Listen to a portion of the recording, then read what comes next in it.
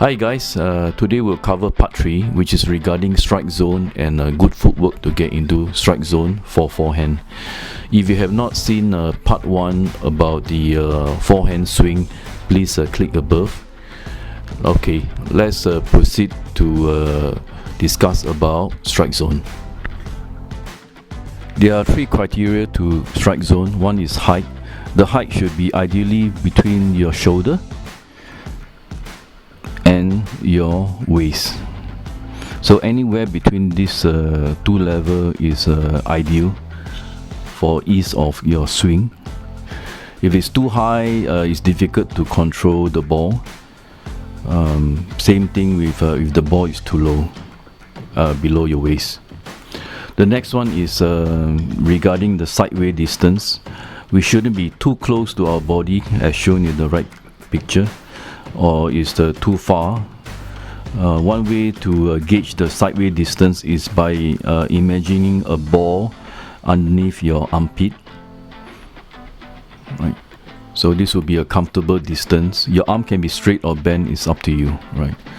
The next one is the forward distance. The forward distance, you shouldn't be too far, neither too near.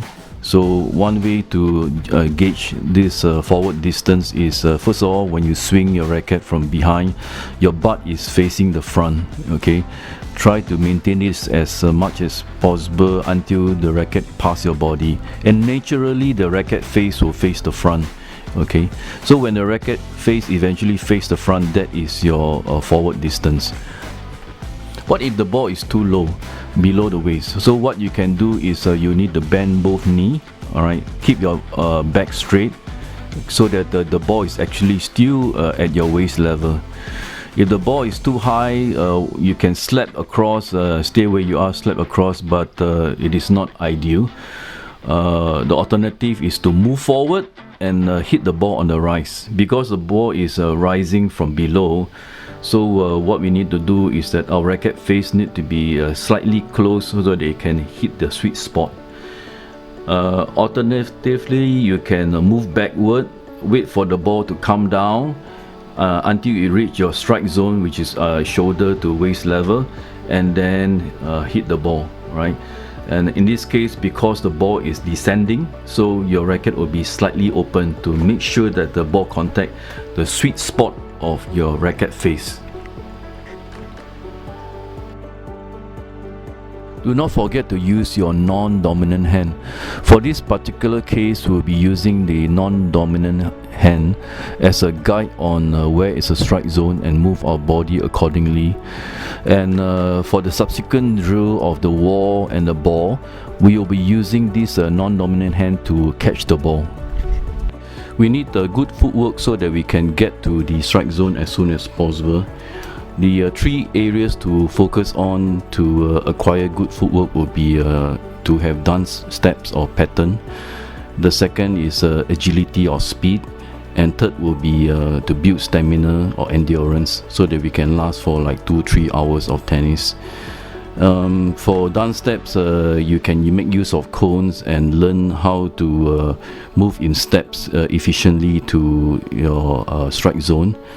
Whereas for agility, there are various ways of working on agility. One is to make use of ladder, but that is not really necessary. You can make use of any lines on the tennis court or elsewhere.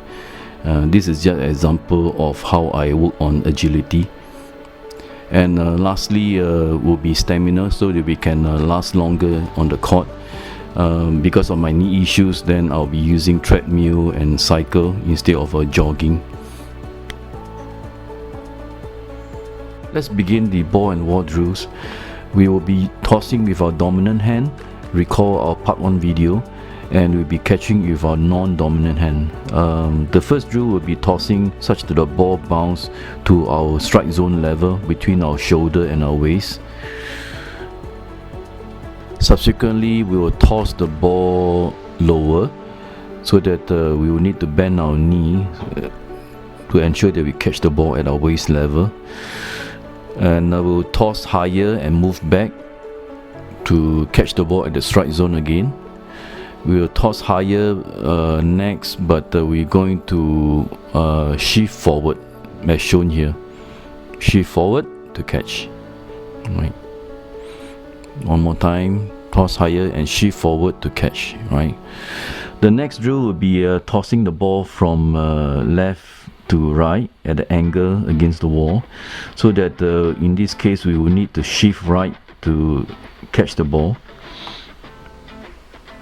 One more time.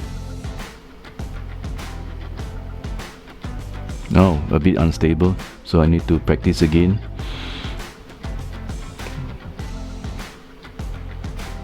Alright. Now the last one will be tossing from right to left, which means that because we want to perform forehand, we will need to shift left and run around the ball before we execute our forehand. Right. So as you can see, I will still need to make more improvement on my footwork. Right. One more time.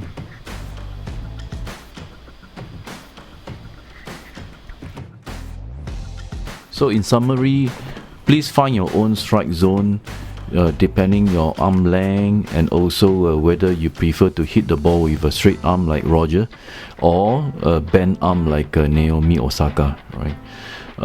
Cultivate the instinctive awareness of where is your strike zone, and train your footwork to move to your strike zone on time. This concludes part 3 of the 4-part series.